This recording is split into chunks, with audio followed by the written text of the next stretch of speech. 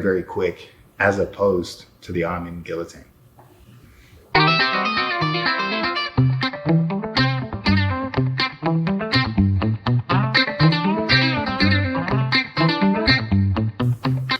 Something we need to add for the marcellotine, the high elbow guillotine, is that it has this unique ability due to how quickly it comes on, and that you can get caught in sort of unusual places. And we need to say this because it differentiates it again from the arm-in guillotine to the high elbow.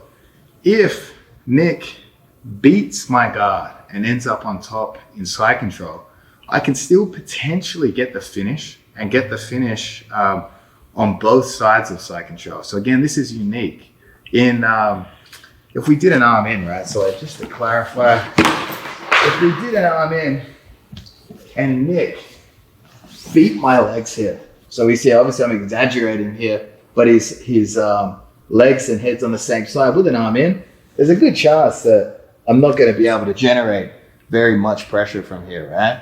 But if we have the high elbow position, we can generate a tap very, very quickly. And what's unique again about it is if Nick jumps to the other side of my body, if I stay flat on my back here, I'm not gonna get the finish. But if I fall to the outside hip, we can start applying pressure and get the finish in very unique ways. Actually, it's funny, I was just telling Nick, ADCC trials 2014 in South Korea, the first time I ever qualified for ADCC, I faced a local Australian black belt. His name was Cam Rowe. He's probably gonna be angry I'm bringing this up, but I was a purple belt at the time, and I sold my car, I sold everything I owned to be able to afford to get to South Korea to do ADCC trials. And I was an idiot. I wasn't really a very good grappler. I would take a lot of high risk moves. And one of the moves I was actually quite good at was the high elbow guillotine. So Cam comes into my guard, I lock up a high elbow, he jumps over the legs here, I roll to the outside hip, just as I showed the second variation there. I roll to the outside hip, and he completely goes to sleep. And because the referee was, it's not a place you'd expect someone to go to sleep in top side control with a guillotine. Referee didn't see it. I had to make him aware of it, that Cam was actually asleep in that position. I believe that was my second of 4 matches of the day, but it's just a good example to highlight that what's unique about the high elbow is even if you beat your opponent's legs and remain in top position, you can still get submitted there or potentially put to sleep, which really is unlikely to happen with an arm-in guillotine.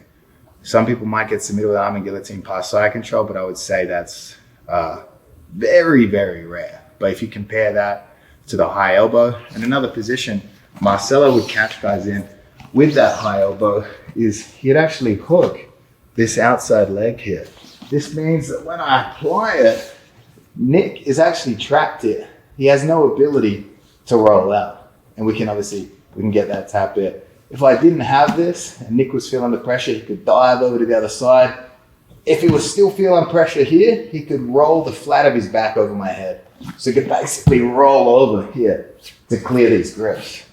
So Marcelo actually caught people, I'm not sure if he caught people in competition, but if you study his rolling footage, you'd see him catch that high elbow position under side control a lot. So it needs to be said that where you're safe in an arm in, you're not necessarily safe in a high elbow.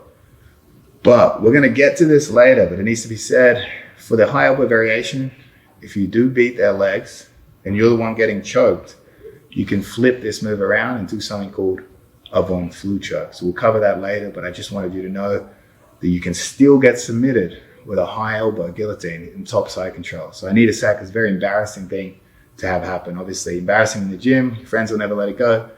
Twice as embarrassing in competition.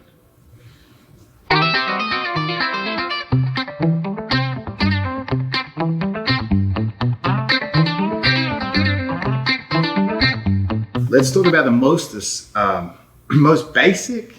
It's sort of prevention because they never really get the submission going, but it's sort of the most basic defense for the Marcelo team, the high elbow.